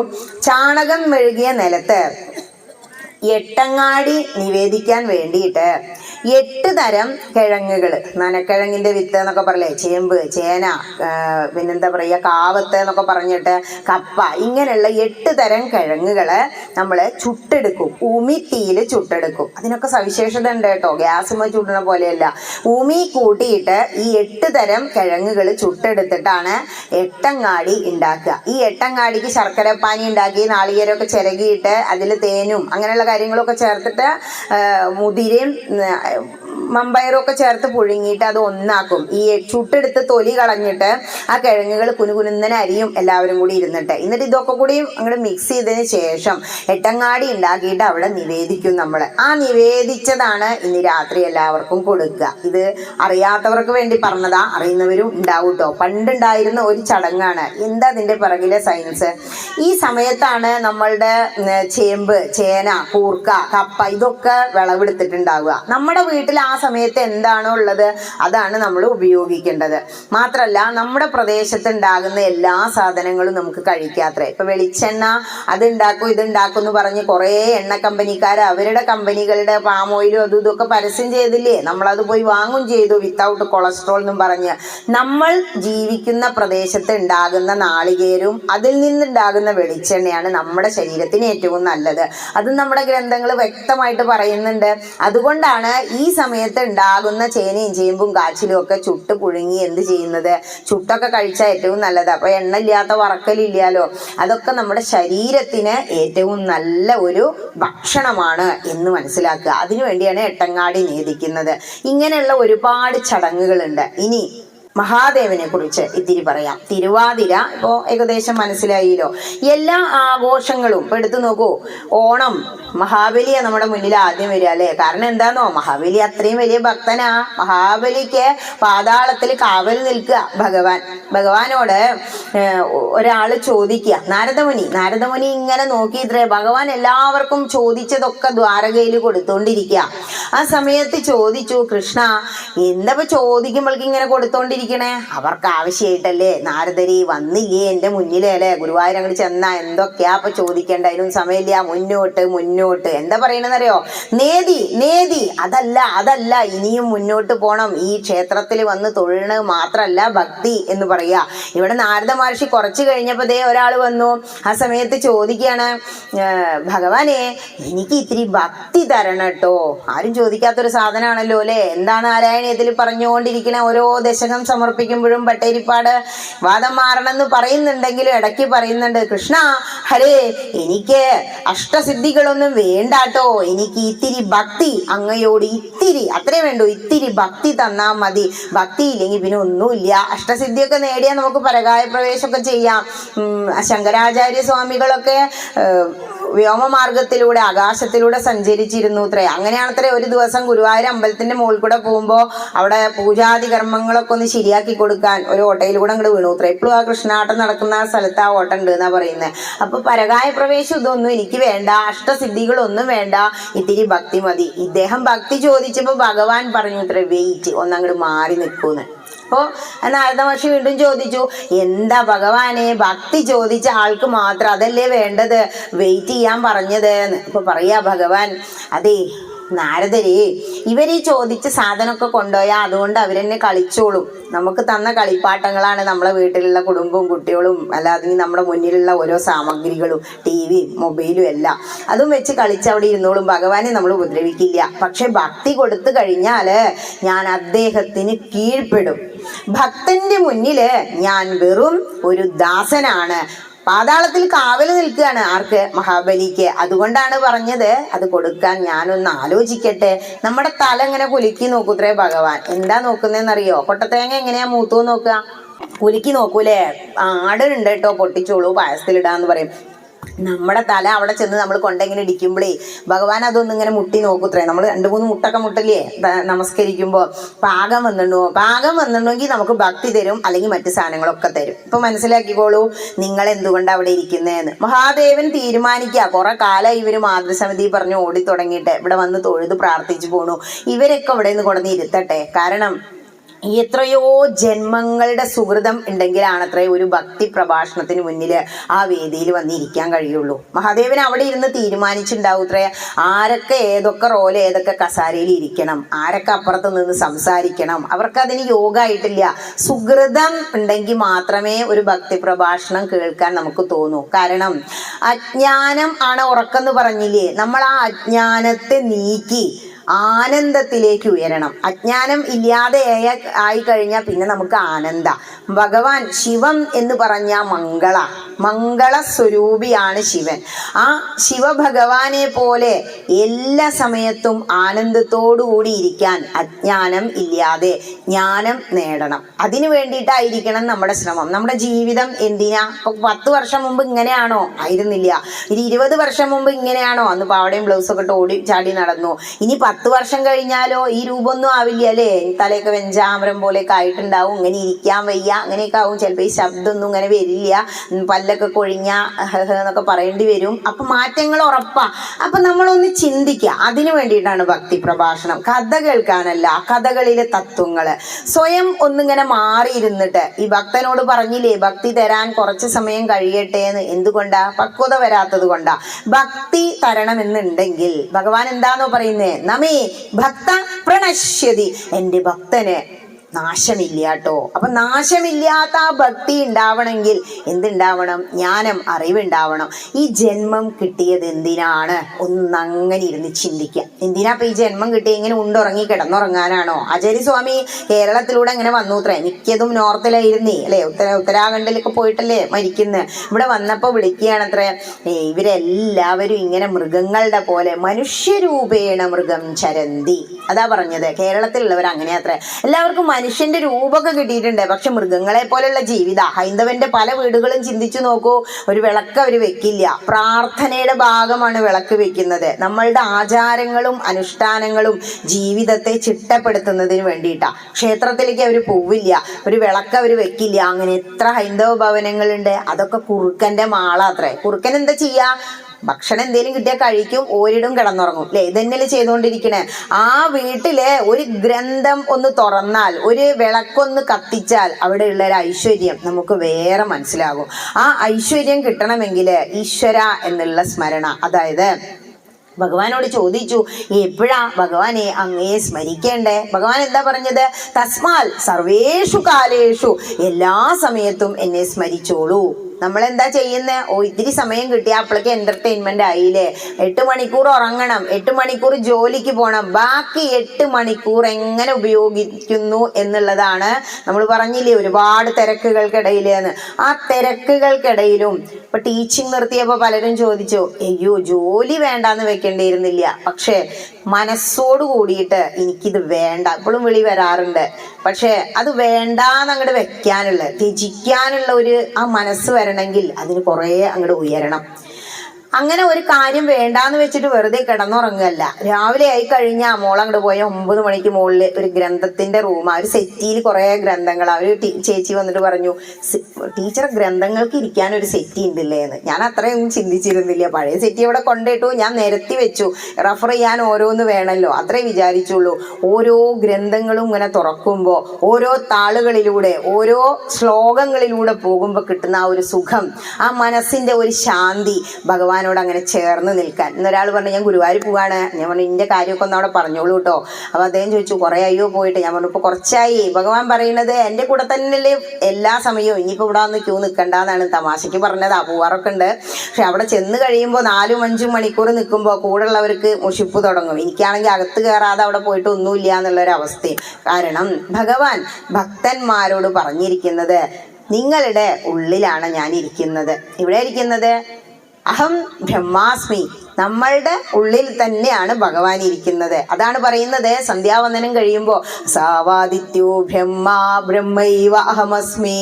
ഹേ ആദിത്യ ഭഗവാനെ, അങ്ങ് ബ്രഹ്മമാകുന്നു, ഞാനും ബ്രഹ്മമാകുന്നു. ആ ഒരു നിലയിലേക്ക് നമ്മളെ ഉയർത്താൻ എന്ത് വേണം? എല്ലാ സമയത്തും സദാ സേവ്യ സദാ സേവ്യ, എപ്പോഴും നീ എന്നെ സേവിച്ചുകൊണ്ടിരുന്നോളൂ, ഞാനുണ്ട് നിങ്ങളെ നോക്കാൻ. ഗീത സമർപ്പിക്കുമ്പോൾ എന്താ പറഞ്ഞത്? സർവധർമാൻ പരിത്യജ്യ മാമേകം ശരണം വ്രജ, അഹം ത്വാ സർവപാപേഭ്യോ മോക്ഷയിഷ്യാമി മാ ശുച. അഹം ത്വാ സർവപാപേഭ്യോ. എല്ലാവരും വിചാരം എന്താണെന്നോ, ഞാൻ എന്തെല്ലാം പാപങ്ങൾ ചെയ്തെന്നു, എനിക്കൊന്നും മോക്ഷം കിട്ടില്ല എന്നല്ലേ. ഞാനിവിടെ ഉണ്ടെന്നാ പറഞ്ഞത്. നീ സർവധർമ്മങ്ങളും അങ്ങോട്ട് മാറ്റി ത്യജിച്ച് മതി എന്ന് മനസ്സ് തുറന്നു പറഞ്ഞ് എങ്ങോട്ട് വരണം? ആ വീടാകുന്ന ആമത്തോടിനെ പൊട്ടിച്ച് ക്ഷേത്രങ്ങളിലേക്ക് വരിക, സത്സംഗ വേദികളിലേക്ക് വരിക, പ്രഭാഷണങ്ങൾ കേൾക്കുക, ഗ്രന്ഥങ്ങൾ തുറക്കുക. പിന്നെ ഞാൻ ഇവിടെ ഉണ്ട്. ഹം ത്വാ സർവപാപേഭ്യോ, നിന്റെ എല്ലാ പാപങ്ങളും നശിപ്പിക്കാൻ ഞാനിവിടെ ഉണ്ട്. അപ്പൊ പറയും, ഞാൻ പാപമൊന്നും ചെയ്തില്ല. നടന്നു വരുമ്പോ ഇപ്പൊ ഇവിടെ ഇരുന്നപ്പോ കുറുമ്പ് കടിച്ചില്ലേ, കൊടുത്തില്ലേ ഒരൊരക്കല്, അതൊക്കെ പാപാണ്. അഗ്നി പോലെയാണ് പാപങ്ങളും പുണ്യങ്ങളും. അറിഞ്ഞു തൊട്ടാലും അറിയാതെ തൊട്ടാലും പൊള്ളു എന്നുള്ളതാ. അതൊക്കെ നമുക്ക് എടുക്കേണ്ട കർമ്മഫലങ്ങൾ തന്നെയാ. അതുകൊണ്ട് ഞാനിവിടെ ഉണ്ട്. മാ ശുച, നീ ദുഃഖിക്കണ്ട എന്ന് ഭഗവാൻ പറയുന്നുണ്ട് ഗ്രന്ഥത്തിനുള്ളിൽ ഇരുന്നിട്ട്. ആര് നോക്കണൂലേ? അത് തുറക്കാൻ തന്നെ സമയമില്ല, തുറന്നാ തന്നെ പകുതിയായി എന്നാ. പക്ഷെ നമ്മൾ അതിന് ശ്രമിക്കുന്നില്ല. അതുകൊണ്ട് ഈ ജന്മം കിട്ടിയത് ഉണ്ട് ഉറങ്ങി മരിച്ചു പോവാനല്ല. മർത്യൻ എന്ന് പറഞ്ഞാൽ മരണം ഉള്ളവനാ. ജന്മനാൽ ജായതേ മർത്യ, ജന്മം കൊണ്ട് അവൻ വെറും മനുഷ്യനാ. മർത്യൻ എന്ന് പറഞ്ഞാൽ മരണമുള്ളവനാ. എങ്ങടെ എത്തണം? മൃത്യോർമ അമൃതംഗമയ, മൃത്യു വരുന്ന സമയത്ത് പരീക്ഷിത്ത് മഹാരാജാവ് ഞാൻ മരിക്കാൻ തയ്യാറാണ് എന്ന് പറഞ്ഞ് ചിരിച്ചുകൊണ്ട് തക്ഷകന് നേരിട്ട പോലെ, ഇതൊക്കെ മതി, ഞാൻ മരണത്തിന് എൻ്റെ മനസ്സിനെ ഭഗവാനിൽ സമർപ്പിച്ചുകൊണ്ട് ശരീരം വെടിയാൻ ഞാൻ തയ്യാറായിരിക്കുന്നു. കൃഷ്ണ ശംഭു മഹാദേവ എന്ന് വിളിക്കാനുള്ള ഒരവസ്ഥയിലേക്ക് നമ്മൾ അങ്ങോട്ട് എത്തണം. അത് എത്താൻ എന്ത് വേണം? ഒരുപാട് ആത്മീയതയിലൂടെ സഞ്ചരിക്കണം. ഈ ശരീരമാകുന്ന വാഹനത്തെ ആത്മീയതയാകുന്ന റോഡിലൂടെ അങ്ങനെ ഓടിയും കൊണ്ടിരിക്കുക. എങ്ങടാ ലക്ഷ്യം? അമ്പലത്തിക്കാണോ? അല്ല. ആത്മീയതയിലൂടെ ഓടി ഓടി അവസാനം നമ്മൾ മോക്ഷം, സെൽഫ് ആക്ച്വലൈസേഷൻ എന്ന് പറയും, ആത്മസാക്ഷാത്കാരം നേടണം. അത് തന്നെയാണ് എന്ത്? മോക്ഷം. നമ്മളെ വിചാരം എന്താ മോക്ഷം എന്ന് പറഞ്ഞാൽ മരിച്ചു പോയിട്ട് കിട്ടാനുള്ളതാണ്. അങ്ങനെയല്ല. മോഹക്ഷയം ഇതി മോക്ഷ. മോഹം എല്ലാം ഇല്ലാതെ ആവണം. ഇപ്പൊ തന്നെ വേണമെന്നല്ല, അത് തെറ്റിദ്ധാരണയാ. ഉപനിഷത്ത് എടുക്കുമ്പോ ഇതിനെക്കുറിച്ച് പറയുമ്പോൾ പറയാണ്, ഒരാളെ തലയിൽ ഒരു കൊതുക് ഇരുന്നു അത്ര.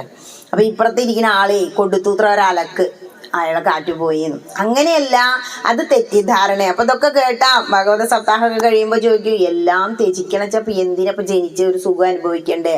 ധർമാർത്ഥ കാമമോക്ഷം പുരുഷാർത്ഥങ്ങളാ. ധർമ്മത്തിലൂടെ അർത്ഥം സമ്പാദിച്ച് കാമം ആഗ്രഹങ്ങൾ നേടി മോക്ഷം. 4 സ്റ്റേജാ.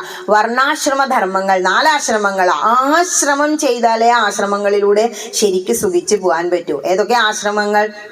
പഠിക്കുന്ന കാലഘട്ടം കുട്ടിയുടെ ബ്രഹ്മചര്യം, ഗൃഹസ്ഥാശ്രമം, വാനപ്രസ്ഥം, സന്യാസം. സന്യാസം നിസിക്കുക എന്ന് പറഞ്ഞാൽ ത്യജിക്കാന്നാ.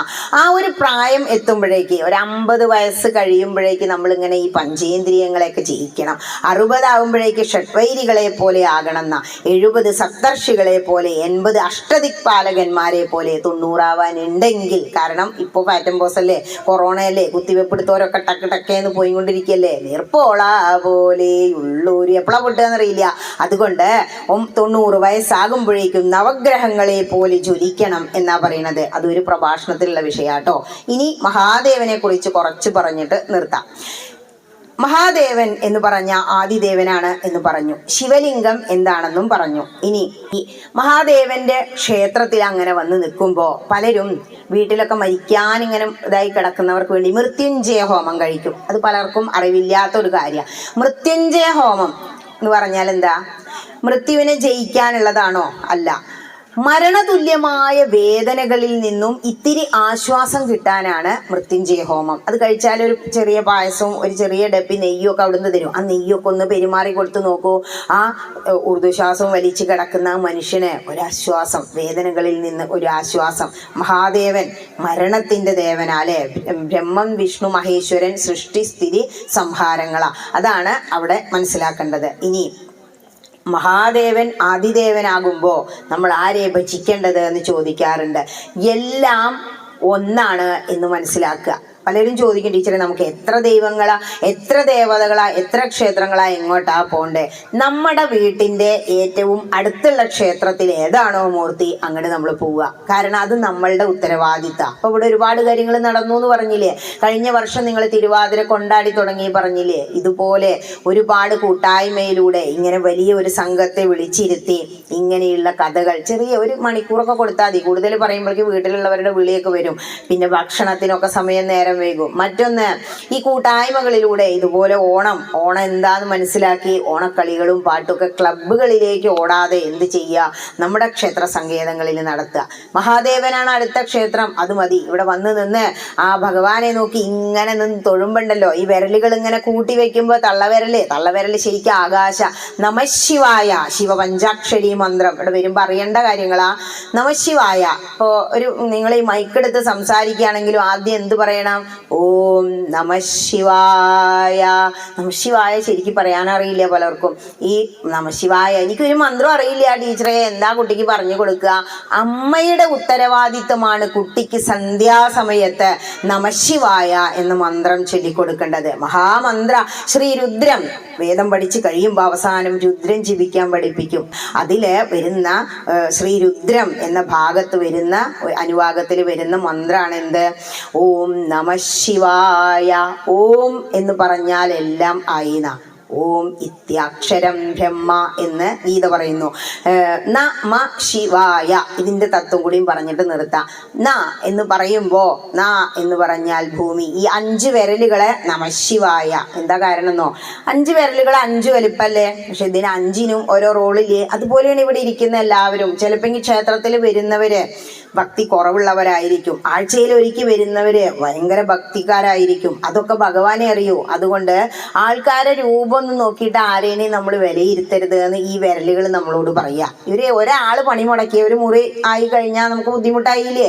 എല്ലാവരും നമുക്ക് ആവശ്യമുണ്ട് എന്ന് നമ്മളോട് ഈ വിരലുകൾ പറയാ. ക്ഷേത്രത്തിലും അങ്ങനെ തന്നെ എല്ലാവരോടും പെരുമാറണം. ന എന്ന് പറയുമ്പോ ഭൂമി, മ എന്ന് പറയുമ്പോ വെള്ളം, ജലം, ഈ പഞ്ചഭൂതങ്ങളാണ് കേട്ടോ നമഃശിവായ എന്ന് പറഞ്ഞ. അഗ്നി, ശി, നമഃശി, ശി എന്ന് പറയാ തീയില് വെള്ളം വീഴുമ്പോഴല്ലേ നമഃശി. വാ എന്ന് പറഞ്ഞ വായു, ഇതാണ് ആകാശം. സർവ്വസാക്ഷിയായിട്ട് ഇങ്ങനെ നിൽക്കുക. അങ്ങനെ ചൂണ്ടു അവള് കാണിച്ചു, മൂന്നാളിങ്ങോട്ട് ചൂണ്ടുണ്ട്, സർവ്വസാക്ഷിയായിട്ട് മുകളിൽ ഒരാൾ നിൽക്കുന്നുണ്ട്. ഈ സർവ്വസാക്ഷിയായി നിൽക്കുന്ന ചൈതന്യത്തെ ഇങ്ങനെ പിടിച്ച് മാറോട് ഇങ്ങനെ ചേർക്കും. ഇവിടെ ഇരിക്കുന്നത് ഇവിടെയാണെന്ന് പറഞ്ഞില്ലേ, സവാദിത്തു ബ്രഹ്മ, നെഞ്ഞത്ത് കൈ വെച്ചിട്ടാ പറയാ. അപ്പോ ആ വിരലുകൾ ചേരുമ്പോൾ, ഹൃദയത്തോട് ചേർത്ത് വെക്കുമ്പോൾ, കയ്യിൻ്റെയും കാലിൻ്റെയും വിരലുകൾ ചേർത്ത് വെക്കുമ്പോൾ ബ്രെയിനില് ഒരു പ്രത്യേക സ്റ്റിമുലേഷൻ സംഭവിക്കും. നമ്മൾ തൊഴുന്നതിൻ്റെ തത്വം എന്താണെന്ന് മനസ്സിലായോ? നമഃശിവായ എന്താണെന്ന് മനസ്സിലായോ? പഞ്ചഭൂതങ്ങൾ കൊണ്ടാണ് ഈ ശരീരം ഉണ്ടാക്കിയിരിക്കുന്നത്. 5 വിരലുകൾ പഞ്ചഭൂതങ്ങളെ പ്രതിനിധീകരിക്കുന്നതാണ്. നമഃശിവായ എന്ന് പറഞ്ഞാൽ 5 വിരലുകൾ, 5 ഭൂഷണങ്ങൾ പറഞ്ഞില്ലേ, 5 ആയുധങ്ങളുണ്ട്. ഭഗവാനെ ധ്യാനിക്കുമ്പോൾ ധ്യേയ പഞ്ചമുഖു രുദ്ര, അതന്നെയാ. അത് മനസ്സിലോർക്കുക. 5 തലകളുള്ള സദ്യോജാതനായ മഹാദേവനെ അങ്ങനെ മനസ്സിൽ ധ്യാനിക്കാം. ഇങ്ങനെ ഒരു ക്ഷേത്രത്തിൽ പറഞ്ഞപ്പോൾ പറഞ്ഞു, ഇത്ര കാലം അവിടെ വന്നിട്ട് ഇങ്ങനെ 5 തല ഉണ്ടെന്ന് അറിയാത്തോണ്ട് വിചാരിച്ചത് തന്നെ ഇല്ല കേട്ടോ. ബൈഗോൺസ് ആർ ബൈഗോൺസ്. അത് കഴിഞ്ഞു, ഇനി അതിനെക്കുറിച്ച് ചിന്തിക്കണ്ട. ഇപ്പൊ അറിഞ്ഞൂലോ, അറിഞ്ഞ് ആരാധിക്കാം. ക്ഷേത്രത്തിനും ഒരുപാട് തത്വങ്ങളുണ്ട്, പ്രദക്ഷിണത്തിന് ഒരുപാട് തത്വങ്ങളുണ്ട്. മഹാദേവനെ കുറിച്ച് ഇനിയും ഒരുപാട് പറയാനുണ്ട്. നേരം ഒരുപാടായതുകൊണ്ട് എനിക്ക് നാളെ രാവിലെ മഞ്ഞ് കൊണ്ടാഞ്ഞ് നാളെ എന്താവും എന്നറിയില്ല. നാളെ രാവിലെ 8 മണിക്ക് മലപ്പുറം ത്രിപുരാന്തക ക്ഷേത്രത്തില് ഇതേപോലെ 2 മണിക്കൂർ 10 to 12 അവിടെ ഉത്സവം. അതുകൊണ്ട് അവിടെ ചെന്നിട്ട് വേണം ഇനി അതിനെക്കുറിച്ച് ബാക്കി ചിന്തിക്കാൻ. ഇന്ന് ഉച്ചവരെ അത് ചിന്തിച്ചു. ബാക്കിയായിരുന്നു തിരുവാതിര കുറെ കാലമായിട്ട് പറയുന്നത് കൊണ്ട് കുറെ കാര്യങ്ങൾ അറിയാം. പിന്നെ അറിയണമെന്നൊന്നുമില്ല, കുറച്ച് ഗ്രന്ഥങ്ങളിലൂടെ നമ്മളാൽ പോയാ. ആദ്യം ഞാൻ ദക്ഷിണാമൂർത്തി, മഹാദേവൻ ആദിദേവനാണ്, ദക്ഷിണാമൂർത്തിയാണ്, വൈദ്യനാഥനാണ്. ആ ധ്യാന ശ്ലോകം കഴിഞ്ഞ ഇവിടെ ഇരിക്കുന്നവർക്ക് എന്ത് പറയണമെന്ന് നമ്മുടെ മനസ്സിലേക്ക് ഇങ്ങോട്ട് വരും. ആ കാര്യങ്ങളൊക്കെ ഒന്ന് പറഞ്ഞു. എന്തെങ്കിലും സംശയമുണ്ടോ പറഞ്ഞു വന്നതില്? എന്തെങ്കിലും അറിയാൻ ആഗ്രഹമുണ്ടോ? 5 മിനിറ്റ് ഒരു സംശയ നിവാരണം കൊടുക്കണം എന്നാ പറയാ. അതുകൊണ്ട് ചോദിച്ചു എന്നേ ഉള്ളൂ. നേരം വൈകി ടീച്ചറെ ഒന്ന് നിർത്തിയാ തിരുവാതിര കണ്ടിട്ടൊന്ന് പോവായിരുന്നു എന്നുള്ള ഒരു മനോഭാവം ഉണ്ടാവും. കാരണം നമ്മൾ മനുഷ്യനല്ലേ, ജന്മം കൊണ്ട് മർത്യനാണെങ്കിലും സംസ്കാരാൽ ഭവേ ദ്വിജ, സംസ്കാരത്തിലൂടെ അറിവ് നേടി നമ്മൾ ദ്വിജനായി മാറുന്നു. അവസാനം ബ്രഹ്മജ്ഞാനേന ഏവ ബ്രാഹ്മണ, ബ്രഹ്മജ്ഞാനം നേടി നമ്മൾ ബ്രാഹ്മണനാവണം. അല്ലാതെ വെറുതെ പൂണൂലിനൊക്കെ തത്വണ്ട് കേട്ടോ. ഈ 3 കുറിയില്ലേ, എന്തിനാ ഭസ്മം തൊടുന്നേ? അതൊക്കെ മഹാദേവന്റെ അമ്പലത്തിൽ പറയേണ്ട കാര്യമാണ്. ഭസ്മം തൊടുന്നതിന് സയൻസ് ഉണ്ട്. നീർക്കെട്ട്, സന്ധികളിൽ നീർക്കെട്ട് മാറ്റാനുള്ള കഴിവ് ഭസ്മത്തിനുണ്ട്. ഭസ്മം എടുത്തിട്ട് മുത്തശ്ശി എങ്ങനെയാ തൊടുക? 3 എണ്ണം ത്രിപുണ്ഡ്രമായിട്ടാ തൊടുക. 3 കുറിയില്ലേ മഹാദേവന്റെ നെറ്റത്ത്. അത് കഴിഞ്ഞാൽ ഈ സന്തുക്കളിലൊക്കെ കാണാൻ അങ്ങനെ തേക്കണു. എന്തിനാണെന്നറിയോ? സന്തുക്കളിലൊക്കെ നീർക്കെട്ട് മാറ്റാനാ. മറ്റൊന്ന്, ഭഗവാന്റെ അമ്പലത്തില് ശിവക്ഷേത്രത്തിൽ വൈകുന്നേരം ഭസ്മാണ് കൊടുക്കുക. എന്താണോ ആ ഭസ്മം വിഭൂതി ചാർത്തുമ്പോ ഭസ്മാന്തം ശരീരം, നിന്റെ ശരീരം ഭസ്മമായി മാറാനുള്ളതാണ് എന്ന് നമ്മളെ ഓർമ്മിപ്പിക്കുക. എന്താ അത് പറയുന്നേ? നമ്മുടെ ജീവിതത്തിലെ രാവിലെ ഇവിടെ വന്ന് നോക്കൂ, നിങ്ങൾക്ക് ചന്ദന കിട്ടുക. രാവിലെ നമ്മുടെ ജീവിതം തുടങ്ങുന്നതിനെ പ്രതിനിധീകരിക്കുക.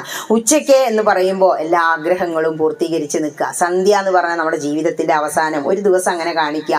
അവസാനം എന്ന് പറയുമ്പോൾ സന്ധ്യയ്ക്ക് വരുമ്പോൾ നമുക്ക് അതുകൊണ്ടാണ് നമഃശിവായ എന്നും ഓം നമഃശിവായ ജപിച്ചിട്ട് വേണം എന്ത് തൊടാൻ? വിഭൂതി ഭസ്മം തൊടാന്. ഇത് കാശിയിലെ മണികർണിക, അതുകൂടിയും പറഞ്ഞിട്ട് നിർത്താം. കാശിയിലെ മണികർണിക എന്ന് പറഞ്ഞ ഒരുപാട് സ്നാനഘട്ടങ്ങളാണ് ഗംഗാതീരത്ത്. ഒരു 12-20 ചെത ഒപ്പങ്ങനെ കത്തും ഗംഗയുടെ തീരത്ത്. ഉള്ളിലുണ്ട്, അതിന്റെ വാർപ്പിന് മുകളിലും കത്തിക്കൊണ്ടിരിക്കുക. ഈ ചിത അവിടെ കെടുന്നേ ഇല്ല, ഉറങ്ങാത്ത നഗരാണ് അവിടെ. ഈ ചെത കെട്ടുകഴിഞ്ഞാല് ആ വ്യക്തിയുടെ കൂടെ വന്നവരുണ്ടല്ലോ, ആ ഭസ്മം എടുക്കും അവിടുന്ന്. മറ്റൊരു പ്രത്യേകത, മണികർണികയിലെ കാശിനാഥൻ ആദിദേവനായ വിശ്വനാഥന്റെ മണികർണികയിലെ നമ്മളെ ശവദാഹം ചെയ്യാൻ കൊണ്ടുവച്ച ആ മരക്കഷ്ണം മാത്രം വെച്ചാൽ മതി. നമ്മുടെ മാംസം വെന്ത ഒരു മണവും അവിടുന്ന് പുറത്തേക്ക് വരില്ല. അത്രയും പവിത്ര. അവിടെ നിന്ന് ആ അവസാനമുള്ള ഒരു ഭസ്മാന്തം ശരീരം, അത് ഇത് ഉപനിഷത്ത് പറയുന്നത് അവായുരമൃതമതേദം ഭസ്മാന്തം ശരീരം. ഈ ശരീരം അവസാനം ഭസ്മമാകാനുള്ളത്. ആ ഭസ്മം ഒരു തുടം എടുത്തിട്ട് കാശിനാഥന് മുകളിൽ കൊണ്ടുപോയിട്ട് അങ്ങോട്ട് അഭിഷേകം ചെയ്യും. മോക്ഷം ഉറപ്പാണ്. അത്രയും പവിത്രതയാണ് ഭസ്മത്തിന്. സന്ധ്യയ്ക്ക് ഭസ്മം തൊടുമ്പോൾ വിളക്ക് വെച്ചിട്ട് നമ്മൾ തന്നെ ഓർമ്മിപ്പിക്കുകയാണ് ഈ ശരീരം ഭസ്മമായി മാറാനുള്ളതാണ്. കാരണം ഈ പഞ്ചഭൂതങ്ങൾ വന്നപ്പോൾ നമ്മൾ എത്ര കിലോ, 2 കിലോ പോലും ചിലരില്ല അല്ലേ, പോകുമ്പോൾ 60 കിലോ അല്ലേ, നമ്മൾ വന്നപ്പോൾ കൊണ്ടുവന്നതാണോ? ഇതിനുള്ളിലിരിക്കുന്ന ഈ ആത്മാവ് അതാരാണ്? മഹാദേവനാ. നമ്മുടെ ശരീരത്തിന്റെ ബലം, ശക്തി ആരാ? വെളിച്ചം. നമ്മുടെ ശരീരം ഒരു വിളക്കാണെങ്കിൽ അതില് തെളിഞ്ഞ് കത്തുന്ന പാർവതീ ദേവി നമ്മുടെ ഉള്ളിൽ ശക്തിയായിട്ടിരിക്കുകയാണ്. ഇനി കൂടുതൽ പറയുന്നില്ല. ഇനിയും ഒരുപാട് ആചാര്യന്മാർ വരട്ടെ.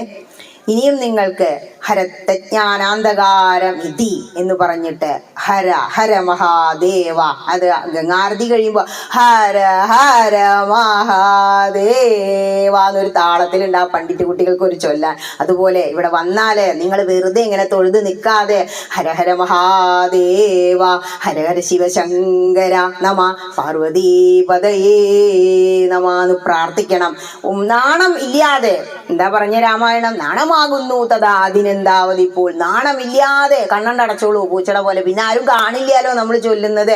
ഓം നമ ശിവായ. നമ എന്ന് പറഞ്ഞ 2 കുത്തില്ലയുടെ വിസർഗം, അവിടെ ശാ ഇരട്ടിക്കണം, എന്നുള്ള ശബ്ദം വരണം എന്നുള്ള മന്ത്രാണത്, മഹാമന്ത്രാണ്. അത് മാത്രം മതി. നിങ്ങളിവിടെ ഞാൻ കയറി വരുമ്പോൾ അതല്ലേ ചൊല്ലിക്കൊണ്ടിരുന്നത്, നമ ശിവായ, ഓം നമ ശിവായ. അത് മാത്രം മതി. എന്ത് നാണായിരുന്നു ആ നാമജപ പ്രദർശനത്തിന് പോകുമ്പോൾ അല്ലേ. ചൊല്ലണോ വേണ്ടേ? അതൊക്കെ നമ്മൾ മറ്റുള്ളവരെ കണ്ടിട്ട് പഠിക്കണം. എന്തിനാ പറയണേ? നമ്മുടെ ഒരു ഹരിരാമ ചൊല്ലാൻ പറഞ്ഞാൽ അയ്യോ വയ്യല്ലേ. അതിനാണ് നാവ് കിട്ടിയത്, നാമം ചൊല്ലാൻ, കുറ്റം പറയാനല്ല. കൈ കിട്ടിയത് അർച്ചന നടത്താൻ. ഇങ്ങനെ ഓരോ അംഗങ്ങൾക്കും പ്രത്യേകത ഉണ്ട്. ഇങ്ങനെ പറഞ്ഞ് ഇനിയും ഒരുപാട് പ്രഭാഷണങ്ങൾ ഉണ്ടാവട്ടെ എന്ന് പ്രാർത്ഥിച്ചുകൊണ്ട് കുഞ്ഞ് സത്സംഗം ഞാനത് മഹാദേവന്റെ പാതാരവിന്ദങ്ങളിൽ സമർപ്പിക്കാൻ പോവുകയാണ്. ഓം കായേന വാചാ മനസേന്ദ്രിയൈർവാ ബുദ്ധ്യാത്മനാ വാ പ്രകൃതിർസ്വഭാവാൽ കരോമി യദ്യത് സകലം പരസ്മൈ നാരായണായേതി സമർപ്പയാമി, നാരായണായേതി സമർപ്പയാമി, ജഗദംബികായേതി സമർപ്പയാമി, സർവം സദാശിവായേതി സമർപ്പയാമി. ഓം സ്വസ്തി പ്രജാഭ്യഃ പരിപാലയന്താം ന്യായേന മാർഗേണ മഹിം മഹീശ, ഗോബ്രാഹ്മണേഭ്യഃ ശുഭമസ്തു നിത്യം.